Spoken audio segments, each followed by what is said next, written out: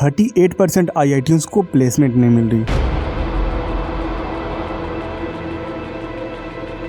डॉली चाय वाला अपने एक डील का 5 लाख रुपए चार्ज करता है, बिल गेट्स के साथ कोलैब कर रहा है, यहाँ तक कि दुबई घूम रहा है। वहीं चपरासी की नौकरी के लिए 3700 PhD होल्डर्स, 50,000 ग्रेजुएट्स और 28,000 पोस्ट ग्रेजुएट्स सिर्फ 62 पोस्ट के लिए अप्लाई करते हैं, जबकि चपरासी की क्वालिफिकेशन होती है 5वीं पास। वड़ा पाव गर्ल चंद्रिका दीक्षित वड़ा पाव बेच के कंट्रोवर्सी में आकर के क्रिंज हरकतें करके आईफोन रखती है, मस्टैंग जैसी महंगी गाड़ियों में घूमती हैं, और तो और बिग बॉस जैसे बड़े शो में भी गई थी। वहीं लाखों लोग ग्रेजुएशन करके डिलीवरी बॉय का काम कर रहे हैं। अंजलि अरोरा, पुनीत सुपरस्टार, ऐसे बहुत सारे इन्फ्लुएंसर्स हैं जो लाखों करोड़ों कमा रहे हैं, विदेशों में घूम रहे हैं, नई नई कार्स बाइक्स ले रहे हैं, ब्रांड डील्स, प्रमोशन, मतलब फेम प्लस पैसा ही पैसा। तो क्या तुम्हें भी अपनी पढ़ाई या जॉब छोड़ के इन्फ्लुएंसर बनना चाहिए? वेल, मेरी बात ध्यान से सुनना। तुम जितने भी इन्फ्लुएंसर्स देख रहे हो उनमें से कुछ की लाइफ पहले हद से ज्यादा बेकार थी, या वो लोग उस लेवल की गरीबी में जी रहे थे। इनमें से कई लोगों के लिए, या फिर मैं कहूँ तो मैक्सिमम लोगों के लिए, ये चीज एक शौक से शुरू हुई थी। तुम में से कई लोग ऐसे हैं जिनके पास समय तक नहीं इन सब चीजों के लिए। तुम में से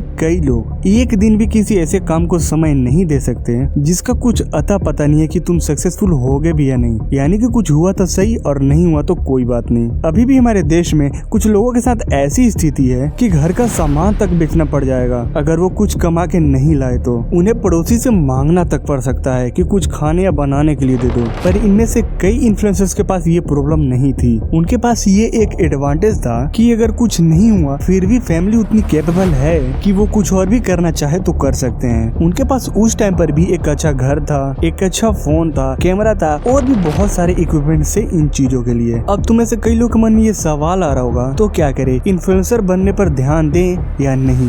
देखो, तुम सिर्फ टॉप इन्फ्लुएंसर्स को देखकर जो 0.1% से भी कम है उनसे रियलिटी को ठुकरा नहीं सकते।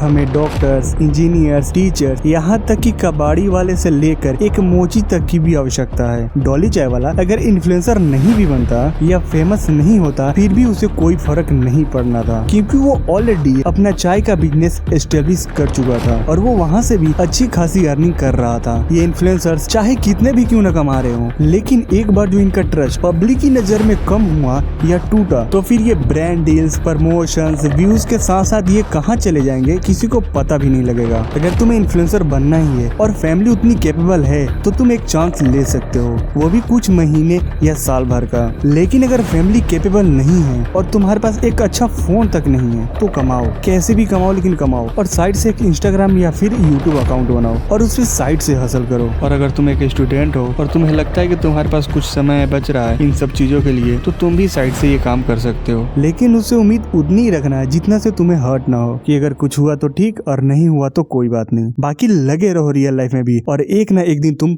जरूर फोड़ोगे।